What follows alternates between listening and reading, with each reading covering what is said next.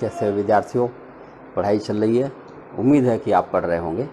आइए, लेसन 13 का आखिरी एक्सरसाइज है। ये क्लास 6 चल रहा है और क्लास 6 में लेसन 13 सममिति चल रही है। सममिति माने सिमेट्रिक लाइंस, उस पर हमारे पास एक लास्ट एक्सरसाइज है 13.3। आइए चर्चा करते हैं। एक्सरसाइज 13.3, यहाँ पर आपने देखा होगा पिछले वीडियो में कि केवल लाइन खींचना है बस, और कुछ लगाना उगाना नहीं है। पहला सवाल है, नीचे दी गई आकृतियों में सममित रेखाओं की संख्या ज्ञात कीजिए। आप अपने उत्तर की जांच कैसे करेंगे? जांच कैसे करेंगे? खींच लेंगे और क्या। देखो, ये पहला डिजाइन कुछ इस प्रकार का है। जो डिजाइन एक बार हो चुका है कुछ ऐसा आप देख रहे होंगे चित्र में। तो आप देखें तो उसमें एक यहाँ खींच सकते हैं, 2, 3, 4 रेखाएं आप खींच सकते हैं और उत्तर की जांच करने के लिए आप पेपर मोड़ करके भी देख सकते हैं। दूसरा डिजाइन यहाँ बना हुआ है, वो पेड़ जैसा बन रहा है। वो जैसे ये देखो, ये वाला पेड़,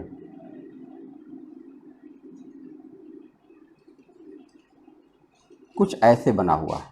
तो आप अगर इसको बनाओगे तो केवल एक सममित रेखा आपको खींची जा सकती है और कोई नहीं खींच सकते ना। सममित माने एग्जैक्टली सेम।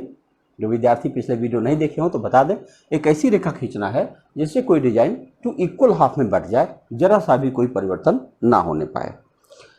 अगर हम सी में देखते हैं तो सी में एक ऐसा वर्ग बना हुआ है। देखो, 2 वर्ग बना हुआ है ऐसे करके, और यहाँ भी एक वर्ग बना हुआ है ऐसे, 2 वर्ग बना। तो इसमें कितने खींच सकते हो भाई? एक तो ये हो ही जाएगा, एक ये हो ही जाएगा, 2 खींच सकते हो आप। चित्र बना दिया। तीसरा देखो, कुछ ऐसे बना हुआ है, डी, चौथा डिजाइन है ये।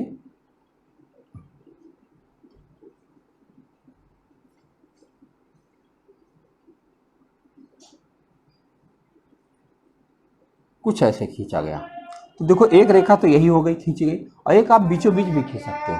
तो 2 रेखा बहुत आराम से आप इसमें खींच सकते हैं। अगले डिजाइन में बटरफ्लाई बनाई गई है। एक तितली जैसा है, बटरफ्लाई है कि कोई कीड़ा होगा। तो उसमें भी आप ई है, देखो कुछ ऐसे ही, और यहाँ पर उसके पंख बने हुए हैं।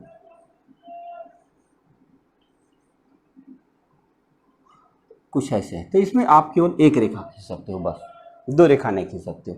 ऐसे खींच दोगे तो उधर गड़बड़ हो जाएगा। हाँ, एफ देखो, एफ में बनाया गया है एक ऐसे चित्र है जिसमें यहाँ पर भी एक तीर जैसी आकृति है। आप देखो तो यहाँ एक ऐसे बना सकते हो, एक ऐसे बना सकते हो ना, 2 बना सकते हो। फिर नीचे लिखा हुआ, नीचे आरेखण को वर्गाकृत पेपर पर बनाइए और प्रत्येक को पूरा कीजिए जिसमें प्राप्त आकृति में 2 बिंदुकित रेखाएं हों सममित रेखाओं के रूप में पहचानने के लिए। देखो, ये आपका चौथा सवाल। दूसरा सवाल, तो दूसरा सवाल का ए बनाया गया है, कुछ ऐसे वर्गाकृत पेपर पर बनाया गया है ऐसे। अच्छा बताइए, अगर इसको हम एग्जैक्टली इधर बनाना चाहें तो जितनी रेखाएं हम इधर गए हुए उतना आप इधर बना देंगे तो एकदम एग्जैक्ट फिगर बन जाएगा, नहीं बन जाएगा? और इस पर आप इसका आपका ये बन जाएगा, आपका सममित रेखाएं हो जाएंगी। आप चाहें तो इधर भी एक सममित रेखा खींच सकते हैं, देख रहे हैं? तो चित्र बनाना है और सममित रेखा खींचनी है, और वो भी वर्गाकृत पेपर पर। देखो, ये ऐसे गया हुआ है, फिर ऐसे गया है, फिर ऐसे गया है, और फिर ऐसे गया। तो अगर आप इसको बनाना चाहेंगे तो कहीं भी बना सकते हैं, इधर भी बना सकते हैं इसको। देखो, ऐसे लाएंगे, फिर ऐसे ले जाएंगे, ऐसे ले जाएंगे, ऐसे ले जाएंगे।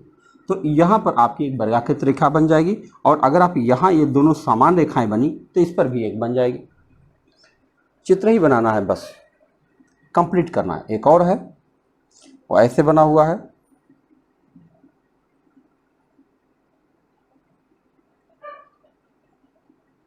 ऐसे। तो अगर इसको हम इस पर बनाना चाहें तो बहुत आराम से बना सकते हैं। देखिए, ऐसे गए, फिर ऐसे बाहर जाएंगे, फिर ऐसे अंदर आएंगे, फिर ऐसे आएंगे, फिर ऐसे जाएंगे,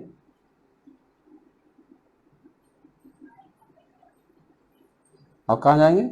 ऐसे जाएंगे, और फिर ऐसे जाएंगे।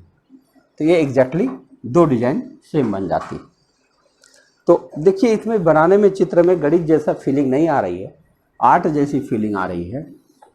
लेकिन करना वही है जो दिया गया। ये बड़ी क्लासेस के लिए थोड़ा अगर कम महत्वपूर्ण तो हम नहीं कह सकते, क्योंकि जब आप वो पढ़ेंगे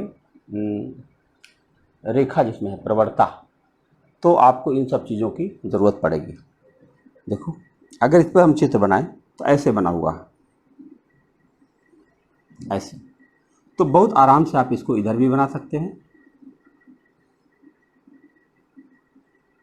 और थोड़ा नीचे तक होना चाहिए था, ऐसे, फिर ऐसे, फिर ऐसे। देखो दो चित्र बहुत आराम से बन गए।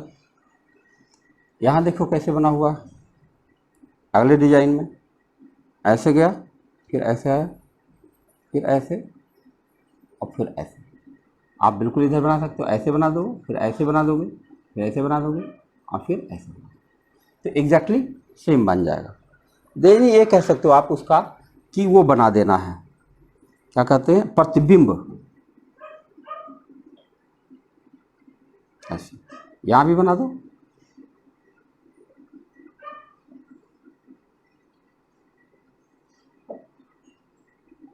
ये देखो दो प्रतिबिंब जैसा बनता चला जाएगा।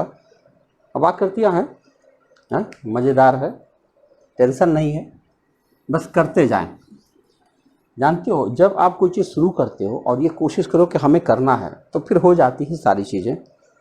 तीसरा प्रश्न लिखा हुआ है कि नीचे दी गई प्रत्येक आकृति में अंग्रेजी वर्णमाला के एक अक्षर को ऊर्ध्वाधर की रेखा के रूप में दिखाया गया। इस अक्षर का दी हुई दर्पण में प्रतिबिंब लीजिए, बताइए कौन सा परावर्तन के बाद समान रहता है, जैसे कौन सा अक्षर प्रतिबिंब में भी समान दिखाई देता है और कौन सा नहीं, आप कल्पना कर सकते हैं। अच्छा बताइए, जैसे मान लो यहाँ ए बनाया गया, ये कौन सा नंबर है, तीसरा ए बनाया गया है और यहाँ प्रतिबिंब है, तो इसको जो प्रतिबिंब बनाओगे तो ये भी समान दिखेगा, तो आप लिख दोगे समान दिखेगा। लेकिन बी के साथ ऐसा नहीं होने जा रहा। अगर आप इधर बी बना दोगे तो बी का प्रतिबिंब ऐसे बन जाएगा, बनेगा या नहीं बनेगा? तो क्या ये समान दिख रहा है? रीजनिंग में आपको दर्पण प्रतिबिंब मिलेगा और ऐसे बहुत सारी चीज़ें दी गई हैं। देखो हम यहाँ लिख दे रहे हैं, आप बनाइएगा। ओ है, ई है, एम है, एन है, पी है, एच है, एल है, यल और टी है, एस है, वी है, एक्स है, सबके लिए बना सकते हो। ओ वही रहेगा, ई नहीं रहेगा, एम वही रहेगा, एन नहीं रहेगा, पी नहीं रहेगा, एच वही रहेगा और यल नहीं रहेगा, उल्टा हो जाएगा। टी वही रहेगा, एस नहीं रहेगा, बी वही रहेगा, एक्स वही रहेगा। तो जितने पर मैंने निशान बना रखे हैं ये सब दर्पण में जाने के बाद वही रहेंगे, बाकी सब पलट जाएंगे। अब रंगोली प्रतिरूप यहाँ दिखाया गया है, ढेर सारा रंगोली है। उसमें कहा गया है कि कोमल और रंगोली हमारे देश में बहुत प्रसिद्ध है। कोलम, अच्छा। और कुछ नमूने यहाँ दिए गए हैं, उसमें सममिति आकार का प्रयोग पर ध्यान दीजिए और इन प्रतिरूपों को जितना भी संभव हो इकट्ठा करें और एक एल्बम तैयार करिए। तो यहाँ पर बच्चों का काम है, काट काट के अखबारों में निकलता है, उससे आप एल्बम तैयार करें। और बस थोड़ी सी चर्चा है कि हमने क्या चर्चा की, इस पर दो शब्द जो इन्होंने लिख रखा है पढ़ लेते हैं, एक्सरसाइज ये ख़त्म हो जाएगी। तो हमने चर्चा की कि एक आकृति में सममित रेखा होती है यदि एक खींची गई रेखा आकृति को दो बराबर या समान भागों में विभाजित कर दे। एकदम सही, इस सममित की परिभाषा है।